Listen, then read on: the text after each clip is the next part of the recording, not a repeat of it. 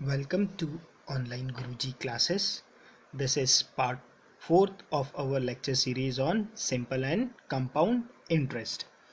जो लोग इस लेक्चर को पहली बार देख रहे हैं उन लोगों से मैं रिक्वेस्ट करूंगा कि आप लोग इस लेक्चर को देखने से पहले सिंपल एंड कंपाउंड इंटरेस्ट के पार्ट 1 से लेकर पार्ट 3 तक के लेक्चर पक्का से देख लें। क्लियर? ताकि पार्ट 1 पे हम लोगों ने थियोरी डिस्कस किया है, पार्ट 2 और पार्ट 3 पे हम लोगों ने सिंपल इंटरेस्ट और कंपाउंड इंटरेस्ट से रिलेटेड कुछ बेसिक क्वेश्चंस किए थे। क्लियर? आज के पार्ट पे हम लोग सिंपल इंटरेस्ट और कंपाउंड इंटरेस्ट से रिलेटेड मिक्स्ड क्वेश्चन करेंगे और पर्टिकुलरली आज के पार्ट पे हम लोग CGL मेंस के 2014 और 2015 पे आए हुए सिंपल इंटरेस्ट और कंपाउंड इंटरेस्ट के क्वेश्चन सॉल्व करेंगे। क्लियर? और हाँ, जिन लोगों ने अभी तक मेरे फेसबुक के ग्रुप को ज्वाइन नहीं किया है उन लोगों से मैं रिक्वेस्ट करता हूँ कि आप लोग मेरे फेसबुक के ग्रुप ऑनलाइन गुरुजी को ज्वाइन कर लीजिए या तो मेरे यूट्यूब के चैनल ऑनलाइन गुरुजी को सब्सक्राइब कर लीजिए ताकि चैनल से रिलेटेड सारे अपडेट्स आप लोगों को मिलते रहे। क्लियर? ओके, चलो आज का पार्ट स्टार्ट करते हैं। क्लियर? ओके, ठीक है। ये सारे क्वेश्चन हम लोगों ने CGL 2014 और 15 के पेपर से लिए हैं। स्पेशली उन पे आए दोनों साल पे इंस्टॉलमेंट से रिलेटेड एक क्वेश्चंस थे। मैंने उन क्वेश्चंस को अभी नहीं पिक किया क्योंकि अभी तक हम लोगों ने इंस्टॉलमेंट से रिलेटेड थ्योरी पढ़ी नहीं है। ठीक है, इसके नेक्स्ट पार्ट में हम लोग 2012 और 13 के क्वेश्चन पेपर देखेंगे। उसके नेक्स्ट पार्ट पे हम लोग इंस्टॉलमेंट के क्वेश्चंस देखेंगे। तो इंस्टॉलमेंट के क्वेश्चंस तो आप लोगों के एक ही पार्ट में कवर हो जाएगी, थ्योरी और क्वेश्चंस भी। क्लियर? तो टोटल पार्ट 6 मतलब टोटल 6 पार्ट ही होंगे आप लोगों के सिंपल और कंपाउंड इंटरेस्ट पे। क्लियर? ओके, चलो देखते हैं आज का क्वेश्चन। देखो, पहला क्वेश्चन तो बहुत ही सिंपल सा है। देखो, the simple interest on a sum of money is 8/25 of the sum. ठीक है, वो बोल रहा है कि सिंपल इंटरेस्ट कितना है। जो सिंपल इंटरेस्ट है वो कितना है, 8/25 ऑफ द सम। सम मतलब यहाँ पे देखो प्रिंसिपल को सम भी कहते हैं। ठीक है, क्वेश्चंस पे तो वो बता रहा है मुझे कि जो सिंपल इंटरेस्ट है वो कितना है, 8/25 time of sum. Sum is here principal. Principal को सम से भी बोला जाता है बहुत सारे क्वेश्चन में। ठीक है, if the number of year is numerically half the rate of percent per annum. Clear? और नंबर ऑफ ईयर्स कितना है, मतलब टी कितना है, t इज इक्वल टू क्या है, half the rate percent per annum, r/2 है। Clear? t is equal to r/2 है। Then the rate percent per annum is, तो आप लोगों को बताना है r क्या होगा। क्लियर? बहुत ही सिंपल सा क्वेश्चन है। ठीक है, आप लोगों को पता है सिंपल इंटरेस्ट क्या होता है। Simple interest is equal to P into R into T/100। Clear? यही होता है ना सिंपल इंटरेस्ट। क्लियर? तो अब यहां पर देख लो, ऐसा ही कितना दिया आपको इस क्वेश्चन में, 8/25 P is equal to P into R, तो R है, और टाइम कितना है, टाइम उसने बोला रेट का आधा है, मतलब r/2 है, अपॉन 100 तो है ही है। क्लियर? ठीक है, ओके। तो बस अब आप क्या करोगे, देखो इसे सॉल्व कर लो। p से p कैंसिल आउट हो गया आपका, 25 1 जा, 25 4 जा, 4 2 जा 8, और 8 यहाँ जाके 64। तो आपका क्या आ गया, इक्वेशन आ गया आपके पास, p का square is equal to 64, sorry r का square is equal to 64 which implies, क्या बताता है कि r की वैल्यू क्या है, 8 है। क्लियर। तो रेट ऑफ परसेंट कितना है यहाँ पे, rate of percent r is equal to 8, option number A.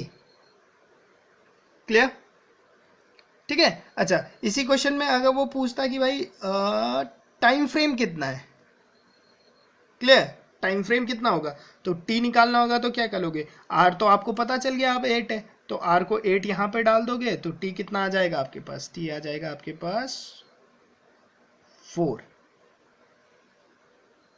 Clear, 4 years हो जाएगा, क्योंकि ईयर्स पे बात हो रही है क्वेश्चन में। क्लियर, ठीक है। देखो बहुत ही सिंपल सा क्वेश्चन था, प्री लेवल का क्वेश्चन था, आपके मेंस में पूछा गया था। क्लियर, देखो क्वेश्चंस के लेवल जितने भी सीजीएल में पूछे जाते हैं ना, बहुत ही सिंपल होते हैं, ट्रस्ट मी। आप लोगों को कोई बहुत ही ज़्यादा टफ क्वेश्चंस करने की ज़रूरत नहीं है, ठीक है। एकदम बेसिक लेवल के क्वेश्चंस ही पूछे जाते हैं। बस हाँ, आप लोगों की स्पीड और एक्यूरेसी अच्छी होनी चाहिए सीजीएल के पेपर को अगर क्लियर करना है तो, ठीक है। बेसिकली स्पीड बेस्ड टेस्ट ही है। क्लियर, क्वेश्चंस के लेवल सिंपल होंगे, बट वो देखना चाहता है आपके अप्रोच कितना फास्टली आप लोग कर सकते हो क्वेश्चंस को, ठीक है। तो जितना प्रैक्टिस करोगे उतनी स्पीड आप लोगों की बनती जानी है, ट्रस्ट में, ठीक है। और ये बात मैं कब से कह रहा हूँ, जब से हम लोगों ने लेक्चर नंबर 1 स्टार्ट किया था। Clear, okay. क्वेश्चन नंबर 2 देख लेते हैं। देखो, a sum of money placed at compound interest doubles itself in 5 year। Clear, इसका मतलब मेरे पास कुछ पैसा है, से मैं बोल देता हूं मेरे पास है P अमाउंट, प्रिंसिपल है,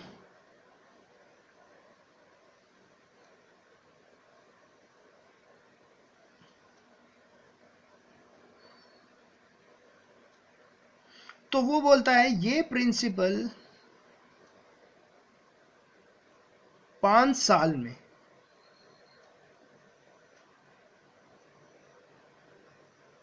कंपाउंड इंटरेस्ट लग के ये प्रिंसिपल कितना हो जाता है, 5 साल में दुगना हो जाता है, मतलब 2p हो जाता है फाइनली। ठीक है, तो फाइनली है, तो फाइनली आपको पता है फाइनल क्वांटिटी क्या होती है, अमाउंट ही होती है। क्लियर, ये बोल रहा है it will amount to 8 time itself at the same rate of interest in, okay, ठीक है। तो आप लोगों को पता है, क्या पता है, यहां से आप लोग लिख सकते हो कि भाई मुझे पता है अमाउंट इज इक्वल टू क्या होता है, प्रिंसिपल 1 प्लस r बाय 100 की पावर n। क्लियर, तो अमाउंट कितना है यहाँ पे 2p, प्रिंसिपल क्या है p, और 1 प्लस r बाय 100 की पावर 5, p से p कैंसिल आउट कर दो, तो लिख दो 2 is equal to 1 plus r by 100 की पावर 5। क्लियर, यहां से ये इक्वेशन आप लोगों के पास निकल के आता है, ठीक है। क्वेश्चन में पूछा है it will amount to 8 times itself at the same rate of interest in, बोलता है अब ये 2p ना रह के, जो ये 2p था ना, ये बोलता है 2p ना हो के अगर इसे 8p होने पे, ठीक है, कितने ईयर्स लगेंगे, ये क्वेश्चन है। क्लियर, तो आप लोगों को पता है अब अमाउंट कितना है, 8p है, प्रिंसिपल क्या है, p है, 1 प्लस r बाय 100 की पावर, अब मुझे n नहीं पता, नंबर ऑफ ईयर्स, ठीक है। तो यहां से क्या आ जाएगा, 8 is equal to p 1 plus r by 100 की पावर n।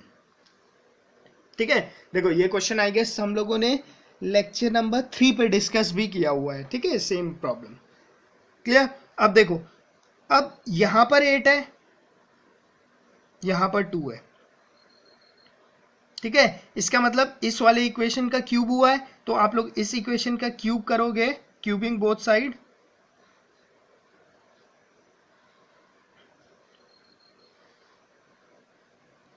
तो आप लोगों के पास क्या आने वाला है, आप लोगों के पास आ जाने वाला है 8 इज इक्वल टू, ये p तो कैंसिल हो चुका है ना,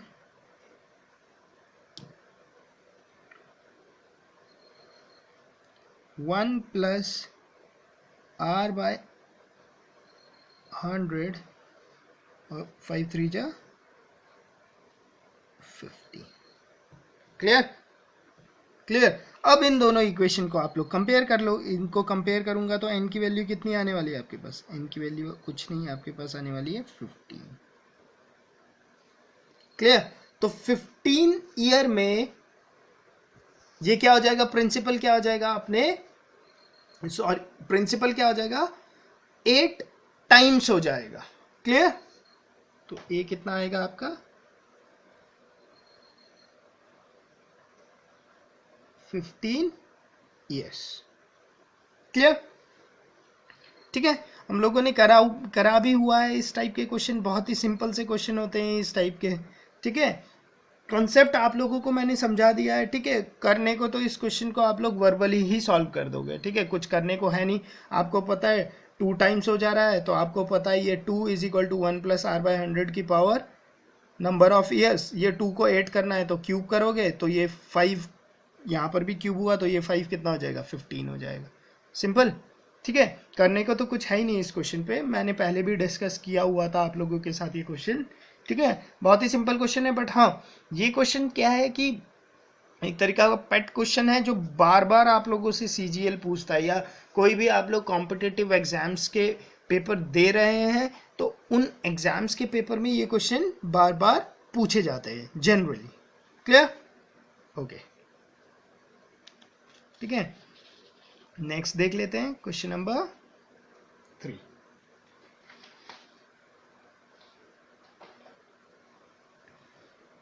देखो, a sum of rupees 7930 is divided into 3 parts।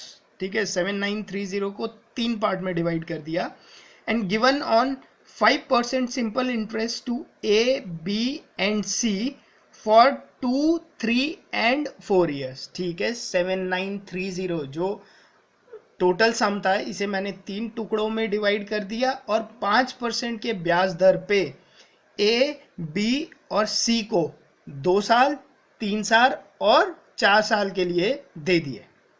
If the amount of all 3 are equal after their respective period of loan. ठीक है, मतलब 2 साल बाद, 3 साल बाद और 4 साल बाद जो ए, बी और सी के पास जो अमाउंट है वो क्या है, इक्वल है। वो बोल रहा है amount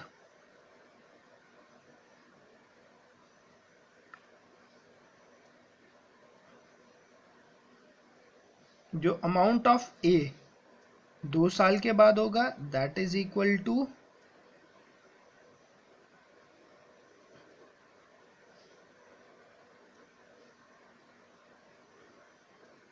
amount of B after 3 years और दैट इज इक्वल टू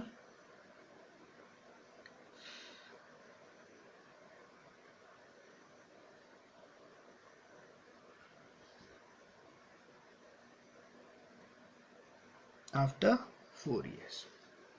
ठीक है, तो मुझे बताओ amount of A after 2 year क्या होगा, अमाउंट क्या होता है, amount is nothing but principal.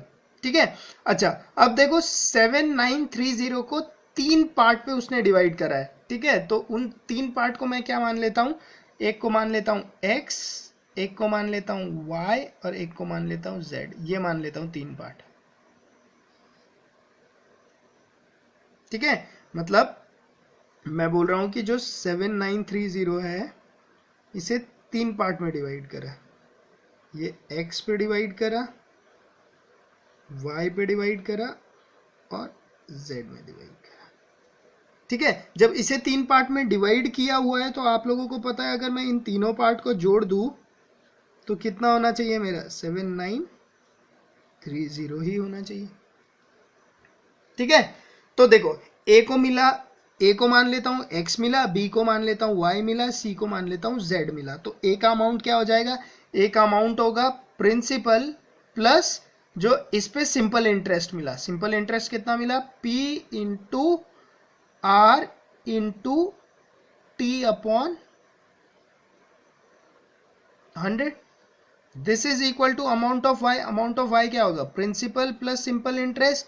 Simple interest क्या होगा इस पे? Principal into rate into T upon 100 is equal to, और अमाउंट ऑफ c कितना होगा? c को मैंने मान लिया z मिला है, तो z plus z into 5 into 4 साल के लिए मिला है अपॉन 100। क्लियर? यही लिखेंगे।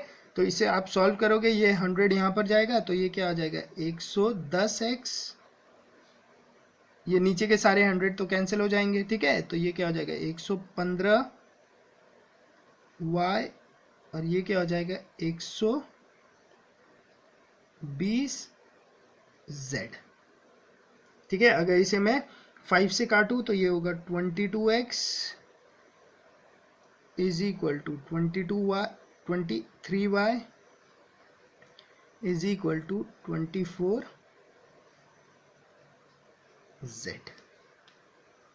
क्लियर? ठीक है, आपके पास आ गया 22x is equal to 23y is equal to 24z। Clear? Okay. और आपको ये बात तो पता ही है, क्या बात पता है आपको? ये बात पता है कि x plus y plus z ये कितने के बराबर है? 7930। क्लियर? अब देखो यहाँ पे वैसे रेशियो का कंसेप्ट है, इतना बेसिक तो आपको पता ही होगा कि जब ऐसे रेशियो पे आ जाता है तो मैं इसे क्या मान लेता हूँ? मैं इसे मान लेता हूँ से ये किसके बराबर है? k के बराबर है, ठीक है। अच्छा, चलो आप लोग k के बराबर ही मान लो। रेशियो पे जब हम कंसेप्ट सीखेंगे तो मैं वहां पर आपको बताऊंगा कि अगर मैं यहां पर, चलो वो कंसेप्ट यहीं पे सीख लेते हैं। जनरली जो बुक पे किया रहता है, बुक पे अगर आप लोग देखोगे तो वो इस रेशियो को किसके बराबर मानता है? k के बराबर मानता है। फिर उसके बाद बोलेगा x कितना होगा, फिर बुक पे ये बोलेगा कि x कितना होगा, x होगा बोलेगा k/22, ठीक है। y बोलेगा k/23, ठीक है। और z क्या बोलेगा? z बोलेगा k/24। फिर इस x y z की वैल्यू आप लोग यहां पर डाल दोगे, x y z की, फिर इसे सॉल्व करके आप लोग निकालोगे k, फिर वहां से आपके पास ये वाला टर्म निकल के आएगा। क्लियर? ठीक है। जनरली आप लोग बुक पे जो सॉल्व करते हैं वो ऐसे सॉल्व किया होता है। क्लियर? बट मैं ये रिकमेंड करूंगा आप लोगों को कि आप लोग यहां पर इस k को k ना मान के, ठीक है, k का फैक्टर तो आप रखोगे, बट उसके साथ एक जो हम टाइम एंड वर्क पे अपना कंसेप्ट सीखते हैं, इन तीनों का एलसीएम, ठीक है। तो इन तीनों का एलसीएम क्या होगा? देखो इस कंसेप्ट को सीखने की कोशिश करो, ठीक है। देखो मैं ऐसा बोल सकता हूं 22x is equal to 23y is equal to 24z is equal to, इनका एलसीएम मुझे लिखना है। देखो 23 तो एक प्राइम नंबर है, वो तो आना ही है, 23 इंटू 22 और 24 में 2 कॉमन है, अगर मैं इसका 2 कॉमन निकाल दिया मैंने, ठीक है, तो 2, और बच क्या गया इसके पास 11, इसके पास क्या बच गया 12, तो 2 इंटू 11 इंटू 12, ये होगा इनका एलसीएम। क्लियर? और इसके साथ मैंने एक फैक्टर डाल दिया k का। क्लियर? मैंने बोल दिया आप क्वेश्चन पे ये डायरेक्ट यहाँ पे k ना होकर दिस टाइम ऑफ k है, ठीक है। तो यहां से जब आपको x की वैल्यू निकालनी होगी तो x की वैल्यू आप कितना लिखोगे? देखो x इज इक्वल टू हो जाएगा आपका 23 into 2 into 11 into 12 k upon 22, और वो 22 2 और 11 से कट जाएगा, तो आपके पास x कितना आने वाला है? 23 इंटू 12 के। y कितना आने वाला है आप लोगों के पास, y आने वाला है आपके पास, देखो y 23 को कैंसिल आउट कर देगा, 2 इंटू 12, 24 इंटू 11 के। और z कितना आने वाला है, देखो ये 2 और 12 मिलके इस 24 को कैंसिल आउट करेंगे तो आपके पास आएगा 23 इंटू 11 के। ठीक है, अब आप लोगों के पास x, y और z की वैल्यू आ गई in term of k। Clear. अब इस वैल्यू को यहां पर डाल दो इस वाले इक्वेशन पे, तो आपके पास क्या हो जाएगा, देखो इनका मैं मल्टीप्लाई कर लेता हूं, देखो 23 इंटू 12 करो, क्या है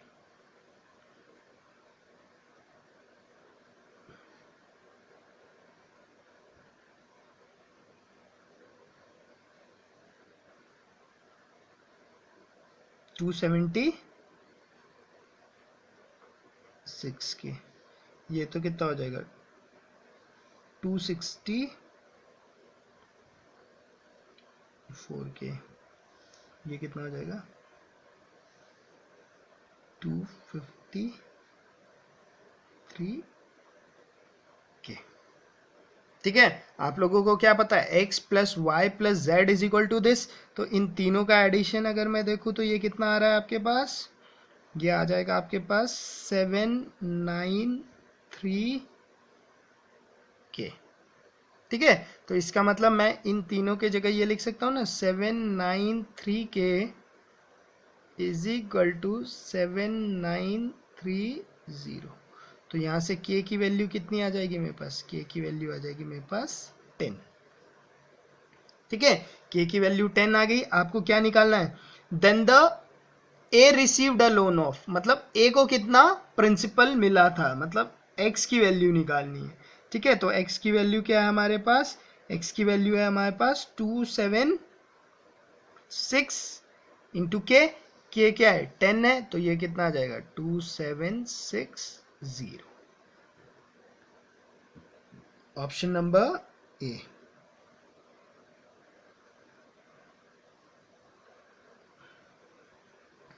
टू 2760। क्लियर। ठीक है, सिंपल सा प्रॉब्लम था, होपफुली आप लोगों को क्लियर हो गया होगा। ठीक है, थोड़ा सा रेशियो का कंसेप्ट लगा था। ठीक है, रेशियो के कंसेप्ट पे हम लोग इस मेथड को थॉरली डिस्कस करेंगे ही, बट एज सच मैंने आप लोगों को बता दिया है कि बेसिकली क्या है यहाँ पर के कैसे लेना है और ये डिसाइड करना है।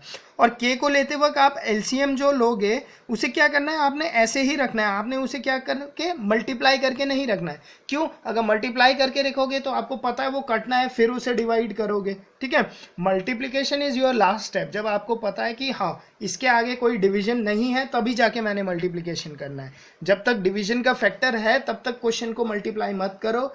क्यों, क्योंकि वो कटने वाला होगा ही होगा आगे। क्लियर। ओके, नेक्स्ट क्वेश्चन देखते हैं, क्वेश्चन नंबर 4।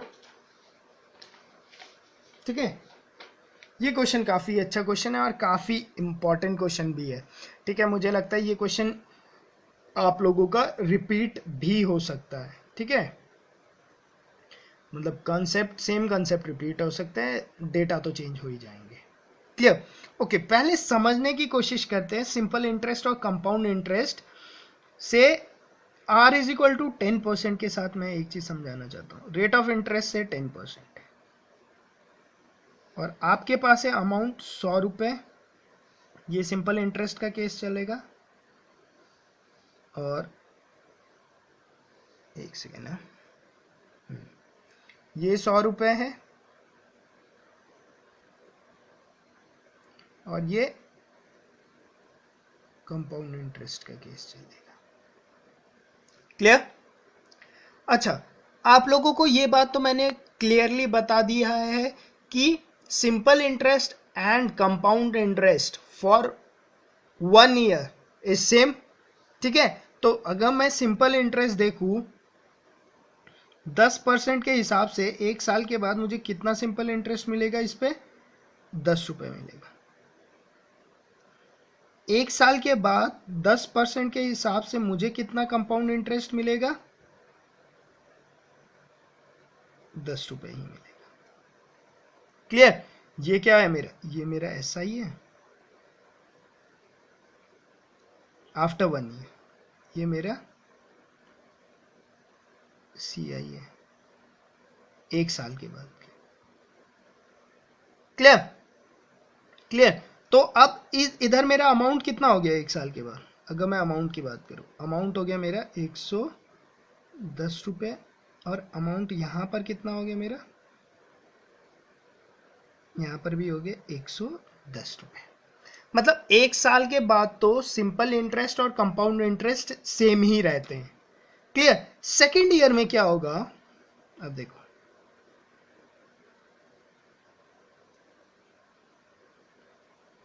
सेकेंड ईयर में क्या होगा? सेकेंड ईयर में आप लोगों को पता है simple interest remain constant through out the year. मतलब सेकेंड ईयर में भी सिंपल इंटरेस्ट तो कितना मिलने वाला है? 10 ही मिलने वाला है। क्लियर?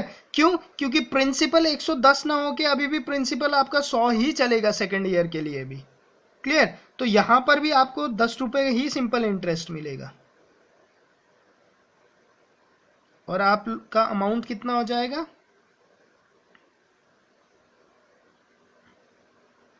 120 रुपए हो जाएगा दूसरे साल। देखो, बट कंपाउंड इंटरेस्ट के केस में, कंपाउंड इंटरेस्ट के केस में आपका प्रिंसिपल सेकेंड ईयर के लिए क्या होगा? 100 रुपए ना होके 110 रुपए होगा। क्लियर? तो 110 रुपए पे अगर मैं कैलकुलेट करूं इंटरेस्ट, तो कितना इंटरेस्ट लगेगा? देखो, अगर मैं सिंपल इंटरेस्ट कैलकुलेट करूं 110 इंटू 10 इंटू 1/100, मतलब मुझे यहां पर 11 रुपए का इंटरेस्ट मिलेगा।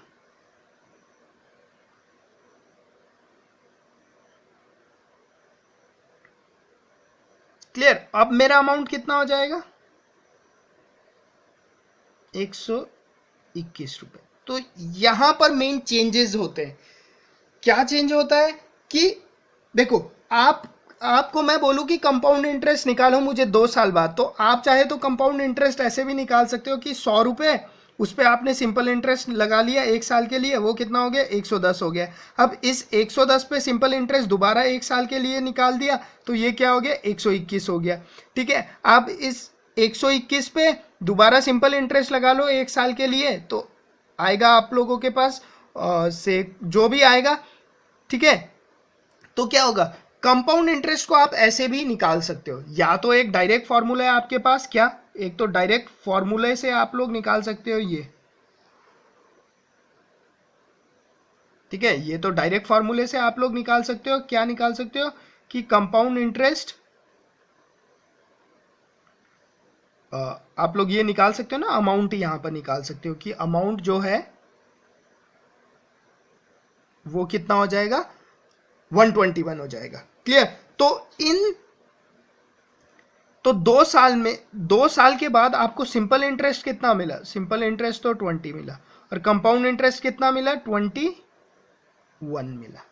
ठीक है, तो कंपाउंड इंटरेस्ट निकालने का एक दूसरा तरीका क्या होता है वो मैंने आप लोगों को समझाया कि भाई जो प्रिंसिपल है, इस प्रिंसिपल पे रेट ऑफ इंटरेस्ट लगेगा कुछ, ये रेट ऑफ इंटरेस्ट 1 साल के लिए आप लोग निकालोगे, सिंपल इंटरेस्ट का ही फॉर्मूला लगाओ।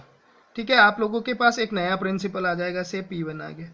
इस P1 पे रेट ऑफ इंटरेस्ट लगाओ। ठीक है, 1 साल के ही लिए लगाओ। ठीक है, तो आपके पास से P2 आ जाएगा। फिर 1 साल के लिए इसे प्रिंसिपल ले लो, रेट ऑफ इंटरेस्ट लगाओ। ठीक है, 1 साल के लिए तो P3 आ जाएगा। ठीक है, तो ऐसे भी आप लोग कंपाउंड इंटरेस्ट निकाल सकते हो। एक तो डायरेक्ट फॉर्मूला तो है ही है आप लोगों के पास। ठीक है, और दूसरा तरीका यह है कि एक एक साल पे सिंपल इंटरेस्ट निकालते जाओ, बट जो प्रिंसिपल होगा वो क्या होगा? चेंज होता रहेगा। ठीक है, ये कंपाउंड इंटरेस्ट होता है एक्चुअल में। फॉर्मूला तो हम लोगों ने बाद में डिराइव किया, एक्चुअल में ये कंपाउंड इंटरेस्ट है। कंपाउंड इंटरेस्ट में क्या होता है, प्रिंसिपल हर साल आपका चेंज होता रहता है, ठीक है। फॉर्मूला चाहे आप सिंपल इंटरेस्ट का ही लगाओ, ठीक है। जो 100 रुपये था, ये 100 रुपये पहले इधर प्रिंसिपल था पहले साल के लिए, दूसरे साल के लिए प्रिंसिपल क्या हो गया, 110 रुपये हो गया। अब तीसरे साल के लिए निकालोगे तो प्रिंसिपल क्या होगा, 121 रुपये होगा, ऐसे बढ़ता ही जाएगा। क्लियर। अब देखो क्वेश्चन ने क्या बोला है, क्वेश्चन ने ये बोला है कि द प्रिंसिपल, ठीक है, that yield a compound interest of ₹420 during the second year at 5% per annum is, वो बोल रहा है कि भाई मेरे पास कोई प्रिंसिपल है से P, ठीक है, इस प्रिंसिपल पे 5% के हिसाब से इंटरेस्ट लगा, ठीक है। तो ये कितना हो गया, देखो यहां पर ये कितना हो गया, आपको पता है सिंपल इंटरेस्ट ही आप लगा सकते हो, P into R into T upon 100 plus P हो जाएगा, ठीक है। This is nothing but 21P by 20। Clear. अब ये सेकेंड ईयर के लिए प्रिंसिपल होगा, इस पे 5% का और लगा इंटरेस्ट, और जो मुझे सेकेंड ईयर मतलब यहां पर जो मुझे कंपाउंड इंटरेस्ट मिला सेकेंड ईयर के लिए मिला, दैट इज योर 420 रुपीज, ये बोलता है,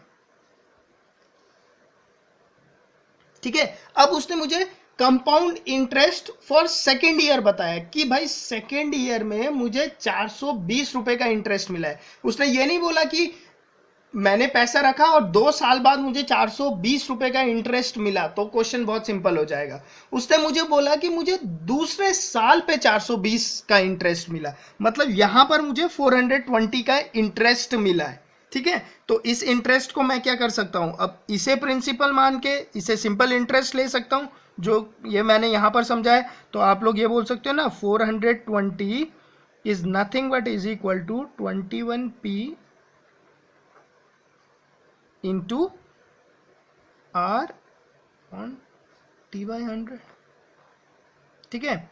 21 1 जा 21, 2 जा 5 1 जा 5 4 जा, तो यहां से P कितना आ गया आपके पास, 8,000 रुपए। क्लियर। P कितना आ गया आपके पास, 8,000 रुपीज।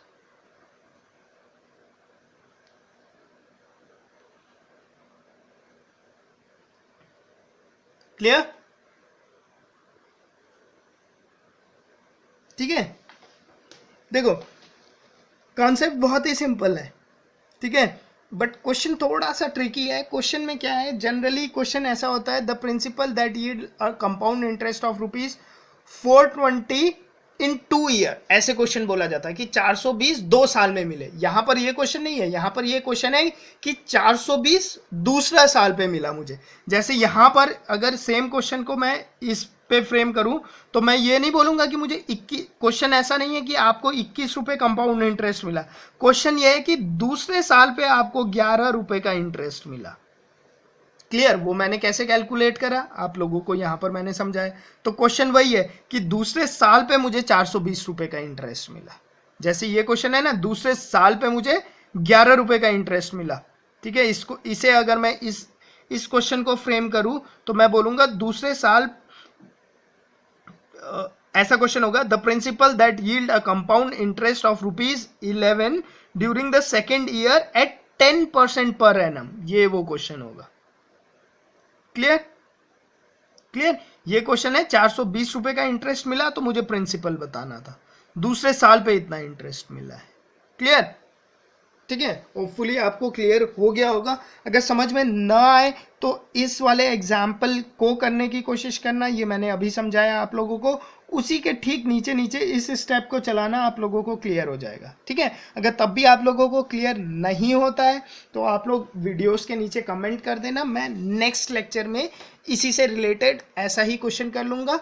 ठीक है, या जो डायरेक्ट फार्मूला है कि सेकेंड ईयर के कंपाउंड इंटरेस्ट के लिए जो डायरेक्ट फार्मूला है वो मैं आप लोगों को बता दूंगा। ठीक है, वैसे डायरेक्ट फार्मूला की ज़रूरत नहीं है, बहुत ही सिंपल सा कंसेप्ट है। इस कंसेप्ट को एक्चुअल में सीखना जरूरी है। ठीक है, पूरा कंपाउंड इंटरेस्ट और सिंपल इंटरेस्ट का ये मतलब कोर कंसेप्ट ही है कि क्या है एक्चुअल में सिंपल इंटरेस्ट, क्या है compound interest. Your compound interest is nothing but simple interest calculated over time frame of 1 year. मतलब जो कंपाउंड इंटरेस्ट है वो क्या है, सिंपल इंटरेस्ट है, बट क्या है, हर साल के लिए जो सिंपल इंटरेस्ट कैलकुलेट हो, एक एक साल में। यहां से यहां पे सिंपल इंटरेस्ट कैलकुलेट करा, यहां से यहां पर सिंपल इंटरेस्ट कैलकुलेट करा। ठीक है, मान लो 5 ऐसा है, ए है, बी है, सी है, डी है, ई है, 5 है ये। मैंने बोला यहां पर मुझे कंपाउंड इंटरेस्ट बताओ। एक तरीका तो है यहां से यहां पर आप लोग डायरेक्ट फार्मूला लगा सकते हो। क्लियर, एक तरीका तो क्या है, आप यहां से यहां पर डायरेक्ट फार्मूला लगा सकते हो। क्लियर, दूसरा तरीका ये होता है कि आप यहां से यहां पर सिंपल इंटरेस्ट कैलकुलेट करो। ठीक है, अमाउंट निकालो, उस अमाउंट पे दोबारा से सिंपल इंटरेस्ट कैलकुलेट करो, नया अमाउंट निकालो, यहां से दोबारा सिंपल इंटरेस्ट कैलकुलेट करो, नया अमाउंट निकालो, उस अमाउंट पे दोबारा सिंपल इंटरेस्ट कैलकुलेट करो, फिर जो ये फाइनली आएगा वो आपके पास आएगा फाइनल अमाउंट, और उस अमाउंट से इस प्रिंसिपल को माइनस करो, कंपाउंड इंटरेस्ट निकल जाएगा आपका। ठीक है, तो कंपाउंड इंटरेस्ट को या तो आप लोग फार्मूले से कैलकुलेट कर सकते हो, या तो क्या कर सकते हो आप लोग, सिंपल इंटरेस्ट कंटिन्यूसली निकालते चलो, उससे भी आप लोगों का क्या होता है, कंपाउंड इंटरेस्ट ही निकल के आता है। क्लियर, तो जैसे आप लोगों के सेम क्वेश्चन है, देखो इस क्वेश्चन को जो 100 रुपीज वाला एग्जाम्पल है इसे समझने की कोशिश करो।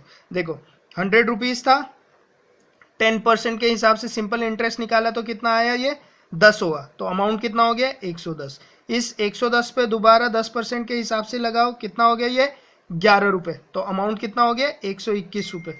तो टोटल कितना आया आपका इंटरेस्ट, 21 रुपये। ये कंपाउंड इंटरेस्ट है। क्यों, मैं स्टेप बाय स्टेप कैलकुलेट करता रहूं। इसी को मैं डायरेक्ट अगर कैलकुलेट करना होता तो मैं क्या बोलता, मैं बोल देता अमाउंट इज इक्वल टू क्या होता है मेरा, P1 प्लस R बाय 100 की पावर 2 होता है, ये बोल देता मैं आप लोगों के पास अमाउंट।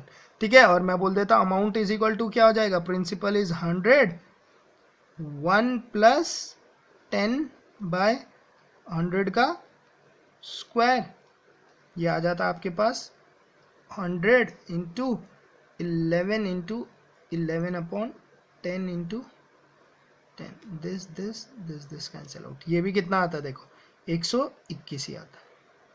तो ये दोनों तरीके हैं कैलकुलेट करने के कंपाउंड इंटरेस्ट को। ठीक है, आप लोग जैसे भी कैलकुलेट कर सकते हो। अब इस क्वेश्चन की डिमांड ये है कि आप लोगों को ये पता होना चाहिए ये कैसे कैलकुलेट होगा।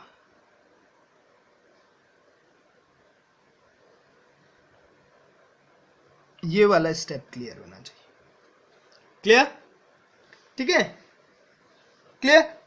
अच्छा, अब इसी क्वेश्चन को आप लोग अगर सोचो तो इसी क्वेश्चन को आप लोग वो वाले फंडे अब अगर आप लगाते हो, ratio between simple interest and compound interest for 2 year, वहां से भी कैलकुलेट कर सकते हो। इसी क्वेश्चन को आप लोग difference between simple interest and compound interest, उस कंसेप्ट को लगा के भी कैलकुलेट कर सकते हो। क्लियर, उन कंसेप्ट से आप लोग खुद सॉल्व करने की कोशिश करना। ठीक है, उस कंसेप्ट से भी क्वेश्चन सॉल्व हो जाएगा।